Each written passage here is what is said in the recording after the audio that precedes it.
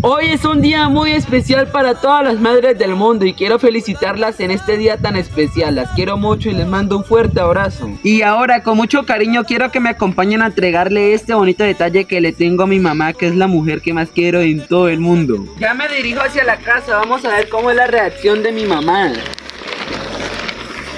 Ya vamos llegando, ahora vamos a entregarle este bonito detalle que le tenemos a mi mamá y vamos a llamarla. Mami. Mamá. Mami. Hola, hija.